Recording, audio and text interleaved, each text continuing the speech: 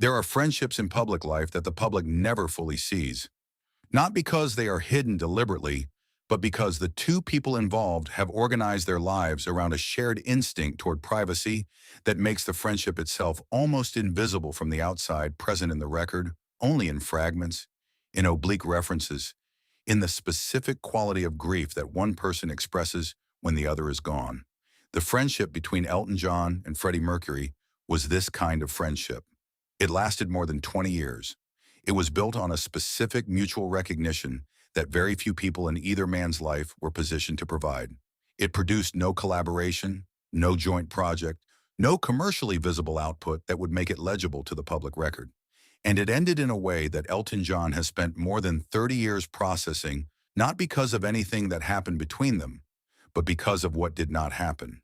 Because of the specific and irreversible fact that in the final years of Freddie Mercury's life, when he was dying in a house in Kensington, and Elton John was the person who might have been there and was not, Elton was somewhere else entirely, for reasons that were real and serious, and that he has never been able to use to fully absolve himself. Elton John and Freddie Mercury encountered each other's existence in the early 1970s, when both were in the early stages of careers that were already making it clear they would not be ordinary. Elton had released Elton John and Tumbleweed Connection and was becoming, with extraordinary speed, one of the most commercially successful recording artists in the world. Freddie was constructing Queen from the materials of his ambition and his extraordinary natural talent, building the band's live reputation with a ferocity and a commitment that the industry was beginning to notice. They moved through overlapping but distinct worlds, both British, both theatrical, both operating in the specific tradition of rock music that understood performance as a form of art rather than simply entertainment. What brought them into actual friendship, as opposed to collegial awareness, was something more personal than professional proximity. It was the specific recognition that two people who have each constructed an enormous public persona sometimes find in each other. The recognition of the construction itself, and the specific quality of understanding that comes with knowing exactly what the construction costs. The friendship that developed between Elton John and Freddie Mercury across the 1970s and into the 1980s was not the friendship of people who spent large amounts of time together. They were both extraordinarily busy, both constantly touring, both managing the specific demands of careers that left very little space for the ordinary maintenance of personal relationships. What they had was something more intermittent, but no less real, the specific kind of friendship that exists between two people who understand each other completely whenever they are in the same room and who carry that understanding with them in the intervals between meetings. They had humor in common, both were capable of a specific kind of extravagant, self-aware absurdity that the people around them did not always know how to meet, and that they could meet in each other without effort. They had the experience of fame in common, the specific, unshareable experience of being a certain kind of famous, of having built a certain kind of public identity, of managing the gap between the constructed self and the private one with the daily discipline that only people who have done it understand. And they had, though neither of them spoke about it publicly for many years, the experience of being gay men in an industry and a culture that was not always a safe place to be a gay man. The 1980s were a decade in which both Elton John and Freddie Mercury were managing crises that the public could only partially see. Freddie's crisis was the one this story is primarily about: the diagnosis in 1987, the 4-year concealment, the sustained performance of health and vitality while his body was failing.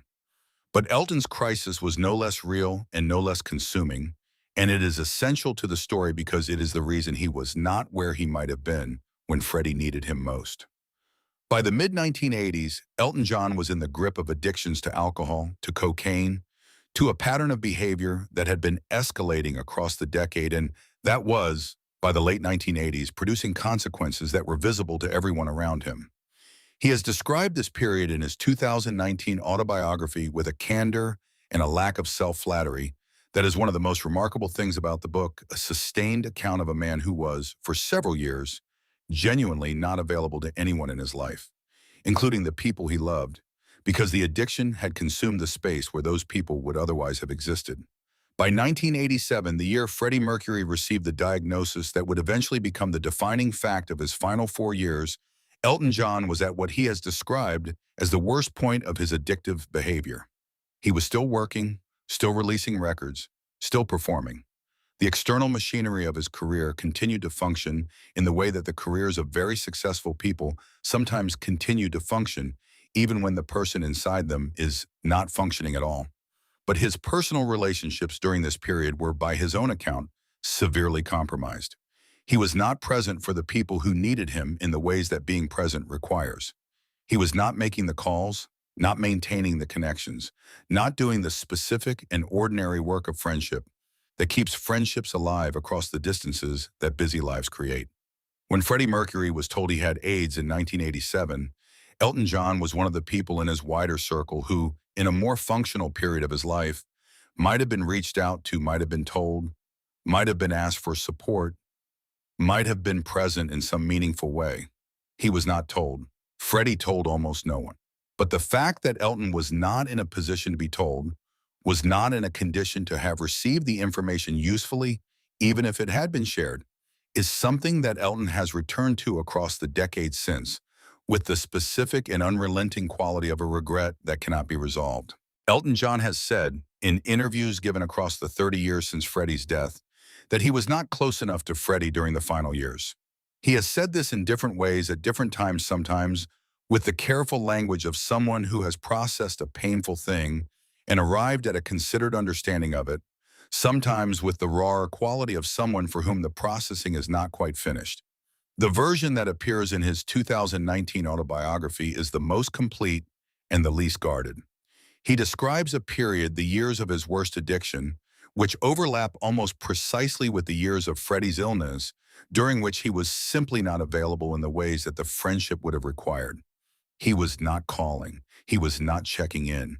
He was not doing the specific, unsexy maintenance work of staying present in another person's life when that person's life is getting harder. And then, when he emerged from his addiction after getting sober in 1990, he found that the window for being present had almost closed. Freddie had less than 2 years left, and the friendship that had existed across 20 years of parallel careers had, in the interval of Elton's absence, become something that would need to be rebuilt, and there was not enough time left to rebuild it.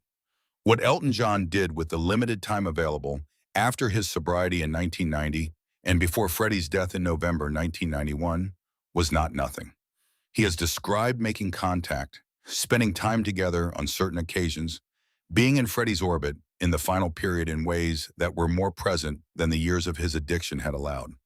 But it was not what it might have been. It was not the friendship in its full form, reestablished and sustained in the way that people who love each other and have been temporarily absent sometimes manage to reestablish things before it is too late.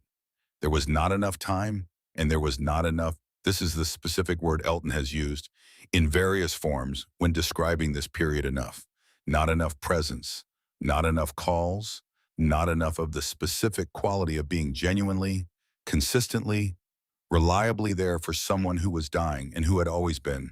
For Elton, one of the people he understood most completely and who understood him in return. He was sober. He was trying.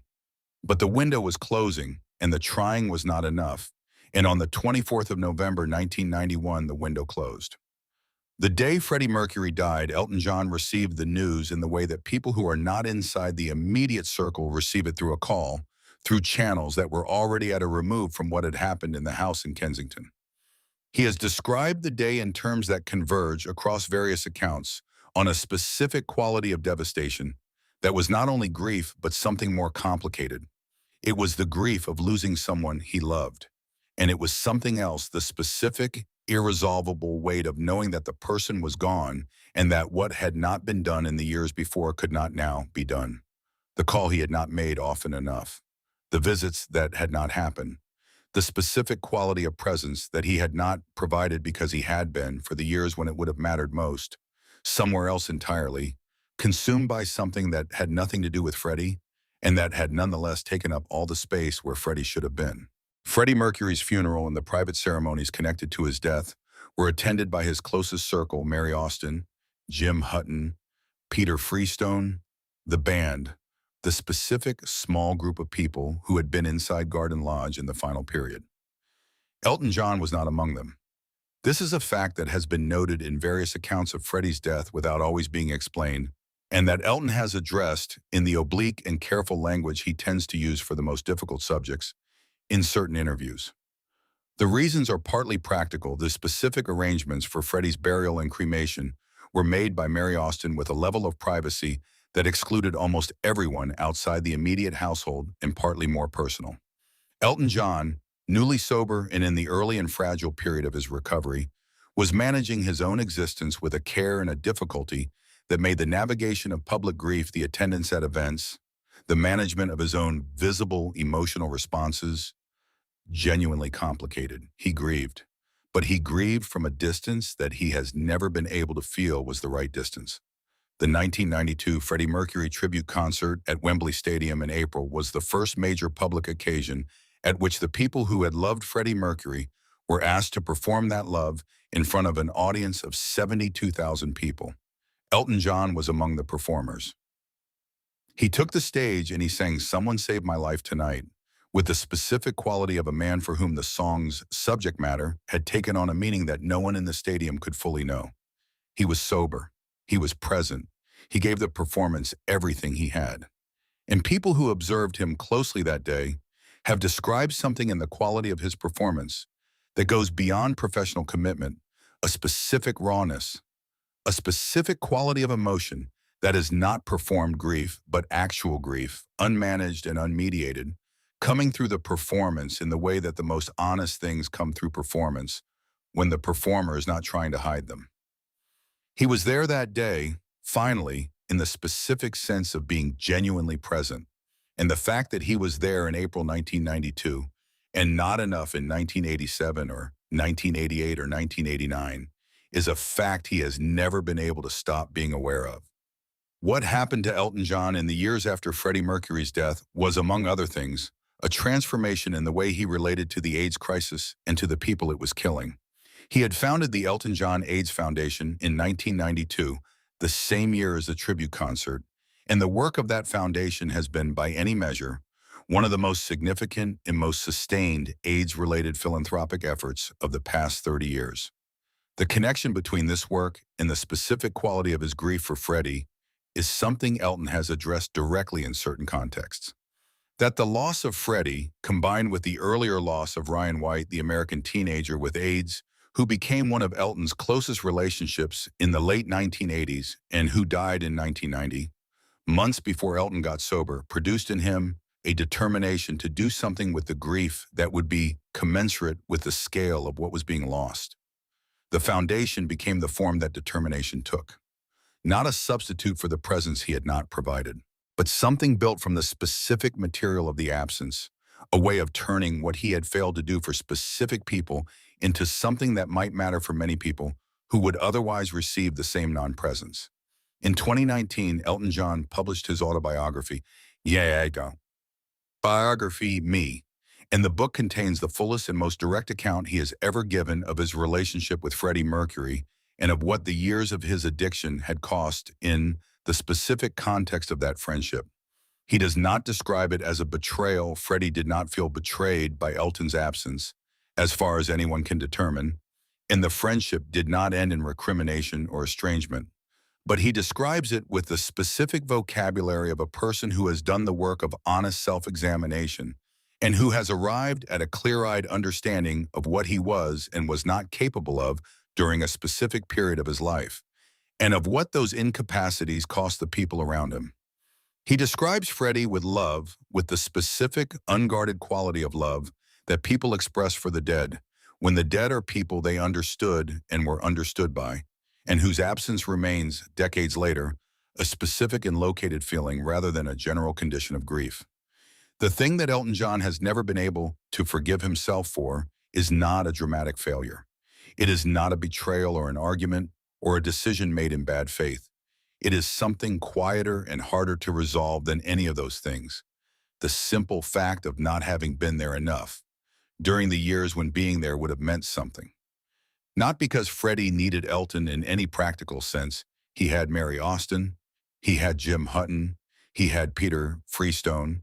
He had the band. He had the specific circle of people who had organized their lives around his care. But because Elton John was one of very few people in the world who understood what it was like to be Freddie Mercury in the specific way that Freddie understood what it was like to be Elton John from the inside with no requirement for explanation, with the full and unambiguous recognition of a shared experience that goes beyond the surface facts of career and celebrity and reaches the private human experience beneath them. And that specific quality of being understood, of being in the company of someone who truly knows what your particular version of this life costs, is not something that can be provided by the people who love you, but who have not lived the same thing. Freddie had that in Elton. Elton did not provide it in the years when he could have. That is what he has never forgiven himself for. The connection between Elton John's grief for Freddie Mercury and his grief for Ryan White, the young man with AIDS who died in April 1990, 7 months before Elton got sober, is something that Elton has described as the emotional foundation of everything that came after. Ryan White was 17 years old when he died. He had been a friend to Elton during some of the worst years of Elton's addiction, one of the few genuine and uncomplicated relationships in a life that the addiction had made largely incapable of genuine and uncomplicated relationships. When Ryan died, Elton was still using. He did not get sober for another 7 months. And the specific weight of having lost Ryan while still too consumed by addiction to be fully present for the loss was, by Elton's own account, one of the things that finally broke through the wall of the addiction and made sobriety possible. He got sober in July 1990. Freddie died in November 1991. The sequence is not incidental. The loss of Ryan White made the loss of Freddie Mercury possible to survive. And the loss of both of them, two people who had known him in different ways and at different depths, both taken by AIDS in the same period, both mourned with the specific weight of not having been present enough, became the material from which Elton built something that has lasted 30 years and that has helped more people than he will ever be able to count. Elton John has performed Crocodile Rock and Saturday Night's All Right for Fighting and Tiny Dancer, and the full catalog of his extraordinary career in hundreds of concerts across the 30 years since Freddie Mercury died. He has spoken about Freddie in interviews with a consistency and a warmth that has never diminished with time. He has built a foundation that has raised more than $600 million for AIDS-related causes, and that continues to operate in Freddie's world, the world of the AIDS crisis, the world of the people that crisis has continued to take.